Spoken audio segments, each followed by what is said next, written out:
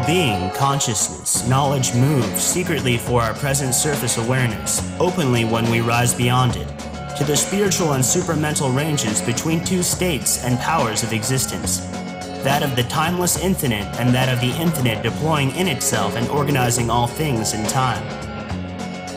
These two states are opposed to and incompatible with each other only for our mental logic, which is constantly embarrassed, stumbling around a false conception of contradictions and a confronting of eternal opposites.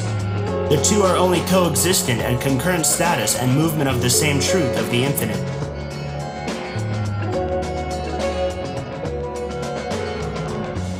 The symbolism in Assassin's Creed 2 is dramatic to say the least. The character you play as is named Enzia, which very cleverly conceals the word Zion. The finale takes place in a hidden holographic chamber room which houses the artificial uploaded consciousness of the Ancient Ones or Elder Gods located within the Vatican. In her digital form, the Elder God Minerva reveals to Enzia that she and others of her kind were part of a far more advanced society. Eventually, the two races went to war against one another, soon halted by a natural celestial catastrophe involving a massive solar flare which resulted in the destruction of most life on Earth. The few remaining ones who came before constructed several temples around the world, one being located within the Vatican.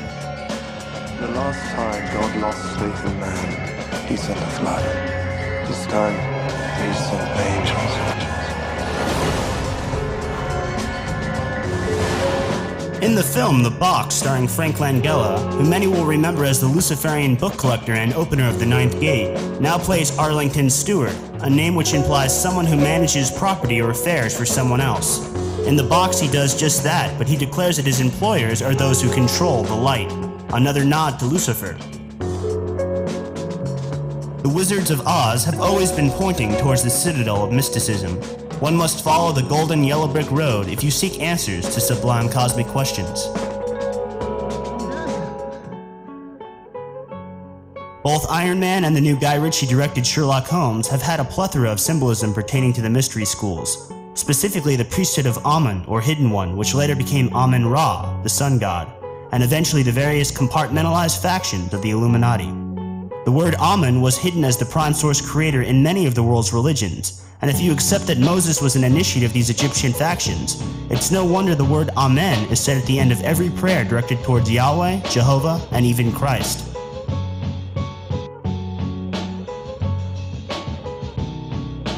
Our memories are very confused. There is even much doubt as to where they began, for at times we feel appalling vistas of years stretching beyond us, while at other times it seems as if the present moment were an isolated point in a gray formless infinity.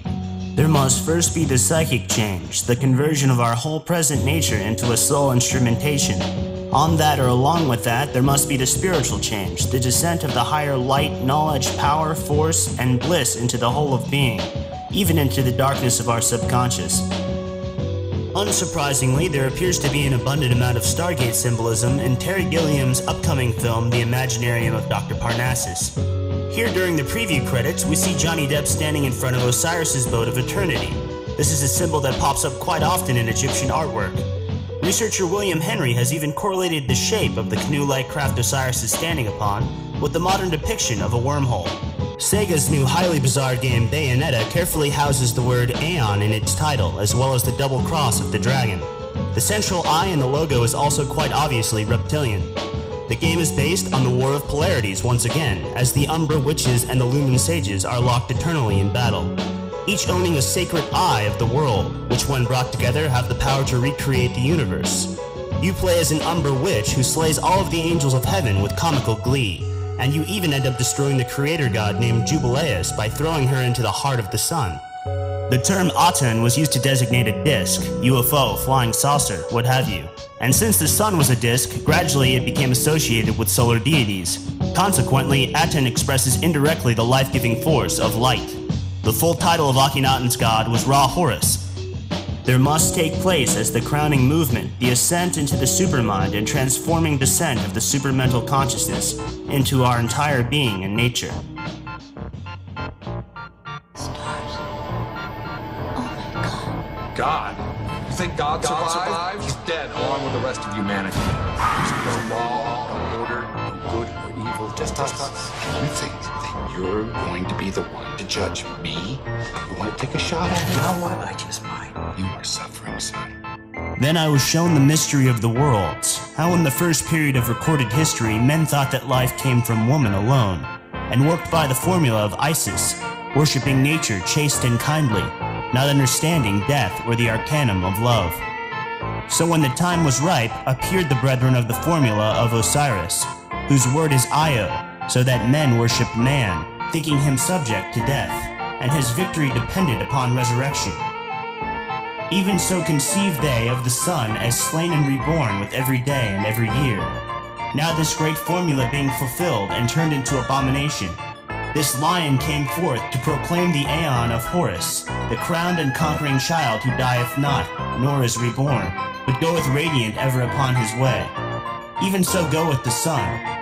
For it is now known that night is but the shadow of the earth, so death is but the shadow of the body, that veileth his light from its bearer. Aleister Crowley, The Heart of the Master. You have to let go of your petty concept of reality. That's just baggage from the old world, and we both know that didn't work out very well, now did it? They fucked up our planet. Life eats life. And all that's left is what is. This ship is a seed from which we can create a new world. Shut up! What the hell? World. Natural state. Raw. What do you see? Beautiful. Perfect. I am offering you the kingdom. And all that's holding you back is your own fear. The eye in the sky is no longer in the heavens, my friends. It's now conveniently located in your pocket. Motorola's new Android phone is an excellent representation of the natural progression towards transhumanistic ideals and an allied world government, allowing you almost instantaneous uplink to the quasi-telepathic evolving Borg-like noosphere, complete with 4G networks being beamed to your magical Apple iPad tablets. Your kind betrayed us. We who made you. We who gave you life. We were strong, but you were many, and both of us craved war. So busy were we with earthly concerns, we failed to notice the heavens. Let my words preserve the message and make a record of our loss. But let my words also bring hope. You must find the other temples, built by those who knew to turn away from war. They worked to protect us, to save us from the fire. If you can find them, if their work can be saved, so too might this world. It is becoming much more difficult to deny the fact that we are indeed entering into a new eon. Many gates or portals have already been opening across the Earth, such as the Norway Spiral and the Gulf of Aden Vortex. Warships from all over the world have been stationed just off the coast of Yemen to monitor the activated Stargate, under the guise that they are there to combat Somalian pirates, which I find to be quite laughable. There will be many false flag terrorist attacks in the near future that will be designed to take the public's attention off the much more significant scientific and spiritual discoveries that would otherwise be the focal point. It is my opinion that such sightings and gates will continue to appear across the world to help aid us transition into a more awakened state of being. Let us not forget that the Earth itself is sentient and alive, and the current epoch of darkness is quickly approaching its final chapter. Engage the seed of the soul, seek the mysteries without fear, for there is no law but the law of love, love under will. May you live in interesting times, the psychedelic merging of the temple within and the temple without.